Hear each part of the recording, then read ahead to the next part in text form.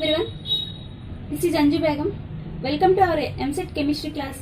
In last class, we discussed about the solutions, types of solutions, concentration of solutions. In this session, we are discussing about the solubility of the solutes in solvent. What is the definition of solubility? The maximum amount of solute that can be dissolved in solvent at a constant temperature. Here, the solute may be if it is taken as a solid or liquid or gas that can be dissolved in solvent at maximum amount. For example, if we take 100 ml of water, grams of sugar, add 10 grams of sugar. That 10 grams of sugar is completely dissolved in 100 ml of solution is called solubility. That means the statement is the maximum amount of solute. Here the maximum amount is 10 grams. So 10 grams of sugar is dissolved in 100 ml of water. Then it is the maximum amount of solute that can be dissolved in solvent at a constant temperature. Constant temperature means it can be stable. Okay. That is solubility. Here the solubility can be represented as S. If we calculate the percentage of solubility by using this formula, mass of the solute by mass of the solvent into 100. By using this formula, we can calculate the percentage of solubility. Okay. Here is the factors affecting solubility. First one is temperature, and the polarity, pressure, molecular size, stirring also affecting the solubility. Here is the first one, temperature. We can increase the temperature, the solubility also increases. For example, boiling water. Okay. Next one is polarity. In most of the cases, solutes are dissolved in solvents having similar polarity. For example, water is a polar solvent. If we take sugar and NaCl, that means sodium chloride. So these two are soluble in water. But if we take anthracene like naphthalene,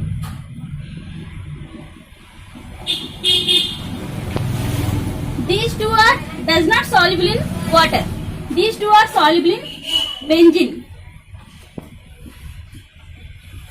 Here water is polar solvent. Here these two are non-polar solutes. So we can observe that the polar solutes are dissolved in polar solvent, non-polar solutes are dissolved in non-polar solvents. So that means they have similar property. Suppose here is the polarity is similar, then the solutes are solving that polar solvents. Okay, that means polarity also affecting the solubility. Okay, the next one is pressure. If we can apply the pressure in gaseous solution or liquid solution, the solubility also increases. The fourth one is molecular size. Here is the molecular size also be affecting on solubility. And next one, stirring. When we increase the stirring, the speed of solubility also increases because the salt is speedily dissolving solution. Okay, clear? These are the factors affecting the solubility. Main factors affecting the solubility. Here is the definition of solubility and the factors affecting the solubility. Now let us discuss the types of solutions. Based on solubility, solutions can be classified into three types: unsaturated solutions, saturated solutions and supersaturated solutions. Here is the first one, unsaturated solutions. A solution which can dissolve more of the solute at given temperature is called unsaturated solution. For example, if we take 100 ml of water in a beaker and add 10 grams of solute like sugar. If we add 10 grams of sugar, then it can dissolve and add another 10 grams of sugar. It is also be dissolves and add another 10 grams. It is also be dissolves. Keep on addition of sugar, it can be dissolves. That means a solution which can dissolve more of the solute at a given temperature is called unsaturated solution. For example, sugar water. In our daily life, we drink the unsaturated solution. For example, coffee, tea, like that. And second one is saturated solutions. A solution which can dissolve no more solute in solvent is called saturated solution. That means if we add 10 grams of sugar into 100 ml of water, then it can be dissolved. And add another 10 grams of sugar, it may be also dissolves. And add another grams of 10 grams, it may not be dissolves. So here no more solute can be dissolved. That means limited solute may be dissolved. So a solution which can be dissolved no more solute in solvent is called saturated solution. For example, soda. Soda is also a saturated solution. Here saturated solution of carbon dioxide in water is called soda. Here. So soda is an example for saturated solution. And the last one is supersaturated solution. A solution that contains excess of solute.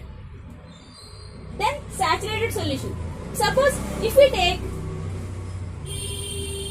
100 ml of water in a beaker, add 50 grams of solute and add another 50 grams of solute. It may be higher than the solvent capability, dissolvance capability. So here a solution that contains excess of solute, that's saturated solution. Then saturated solution is called supersaturated solution. These supersaturated solutions are unstable. If we disturb the solution, it may be forms crystals like solid precipitations at the bottom of the beaker. Okay, that solutions are called as supersaturated solutions. Okay, these are the three types of solutions based on solubility: unsaturated solutions, saturated solutions, and supersaturated solutions. Let us discuss the solubility of these three types of solutions: solids in liquid solutions, gases in liquid solutions, liquids in liquid solutions. Okay. First of all, the factors affecting these solutions are mainly three types. One is nature of solute and solvent. Nature of solute and solvent. The second one is temperature. And the third one is pressure. The first one is solubility of solids in liquids. In this we have to discuss the three factors on solubility. That means nature of solvent, temperature and pressure. The first one is nature of solvent. Okay. If we take 100 ml of water and we add NaCl as solute and also we add some naphthalene, another solute, we have to take another solute as naphthalene. But here NaCl is dissolved in water, but naphthalene does not dissolve in water. That means suppose NaCl is ionic solute. That means polar solute. But naphthalene is non-polar solute. So here polar solute is dissolved in polar solvent. Here water is a polar solvent. So NaCl is dissolved in polar solvent. Naphthalene does not dissolve in polar solvent. That means non-polar solvents are does not dissolve in polar solvents. Okay. So that means light dissolves like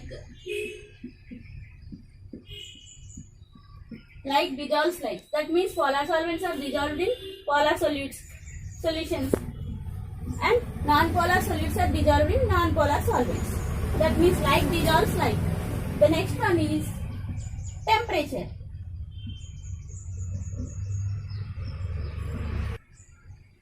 When we increase the temperature, the solubility also increases. Okay. First of all, a solute is dissolved in solvent. That means if the solute requires heat for solubility, if the solute requires heat from the solubility for solubility, delta H is equals to positive. Delta H means enthalpy is equals to positive. Here enthalpy is described by hydration energy and lattice energy. LE is lattice energy and hydration energy. Okay. If the temperature increases, the lattice energy also increases. On that case, the enthalpy is positive. For example, NaCl, like sugar water, etc. For those solutions, the enthalpy is positive. That means the temperature increases, the enthalpy is positive, and also the temperature increases, solubility also increases. Okay. If the enthalpy is negative, that means lattice energy is less than hydration energy. That means if the temperature increases, the solubility decreases.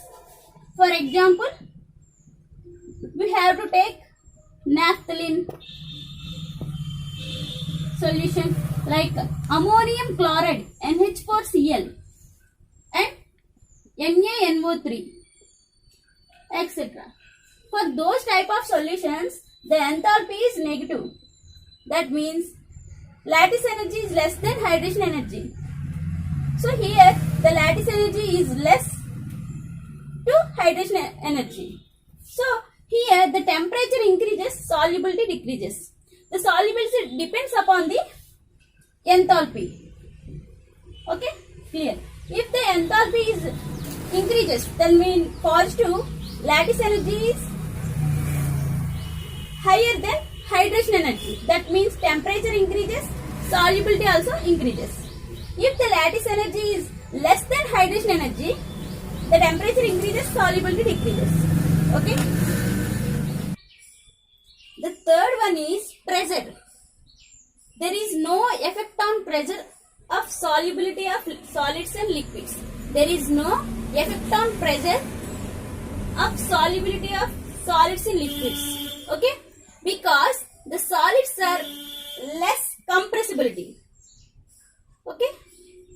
Next one is solubility of gases in liquid solution. Here the first one is nature of solvent. If we take carbon dioxide is a gas and it is dissolved in liquid. But helium does not dissolve in liquid. Like water, we have to take water. Carbon dioxide is dissolved in water but does not dissolve helium. Why? Because carbon dioxide is easily liquefied. So the liquefied gases are dissolved in solvent. Okay. For example, carbon dioxide. And the next one is temperature. Here in our daily life we can observe that water is heated in a vessel. We have to take water and heat it.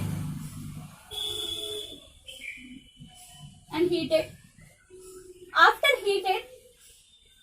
heating, the dissolved gases are evolved or escaped as bubbles. The dissolved gases are escaped by bubbles. That means here when we increase the temperature, the solubility is decreases. Okay. This is the main example for temperature. So we can increase the temperature, the solubility is decreases. For example, in our daily life, we can observe the water is heating in a vessel. The dissolved gases are evolved or escaped as bubbles. Okay, clear. The next one is pressure. So, if we increase the pressure, the solubility also increases. The effect of pressure on gases in liquid solutions can be explained by Henry's law. Henry's law. Okay. From Henry's law, the pressure of solution is directly proportional to the solubility of solution. Okay, like solute.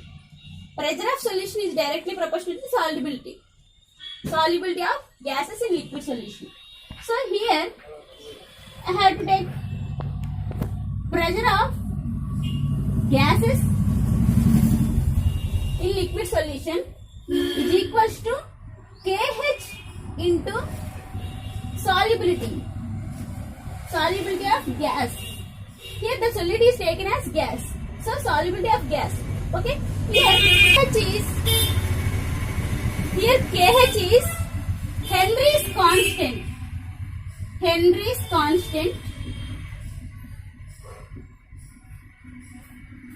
And S is solubility, P is pressure of gas. When we increase the pressure, the solubility also increases. Here is the Henry's law. But we have to take a Henry's constant. Solubility of gas is represented as the concentration of solute. Okay. Here it can be written as P gas equals to KH into concentration. Here the concentration of solution can be depends on mole fraction. That means P gas equals to KH into mole fraction of gas. Okay. So here is the equation for pressure of gas in liquid solutions. Here P is the pressure of gas in vapor phase and K is Henry's constant. It is also called as temperature coefficient, and X gas is called mole fraction of gas. Okay, here we can increase the temperature, the solubility also increases. Sorry.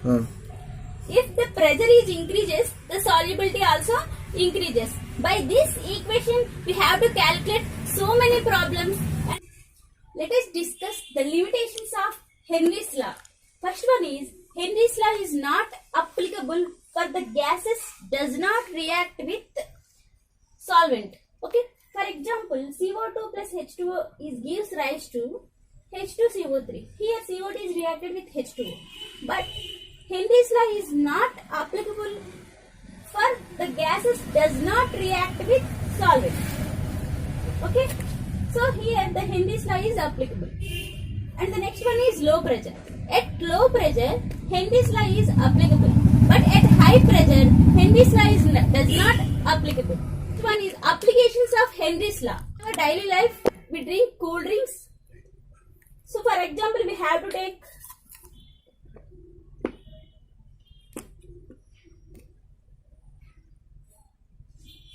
cool drink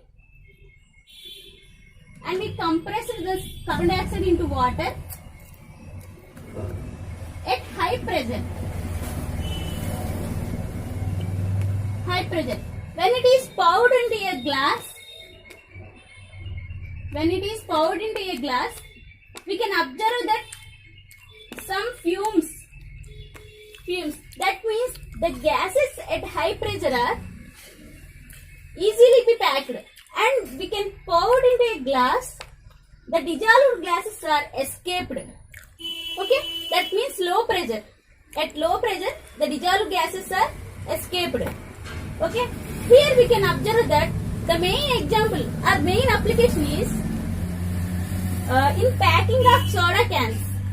That means there is a solubility of carbon dioxide in soda water. And the next application, main application is in deep sea diving. In deep sea diving, diving means underwater swimming. For example, nitrogen is a more soluble gas in our blood cells. In deep sea, the pressure increases, the solubility also increases. So, here the diver tries to come to the surface of the sea, the pressure decreases. So, to avoid this, we can the diver uses oxygen diluted in helium. Okay, clear. So, these two are mainly applications for Henry's law.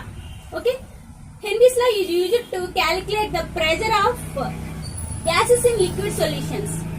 And next one is we can discuss the solubility of liquids in liquid solutions in next class. I hope all of you understand this class. Okay.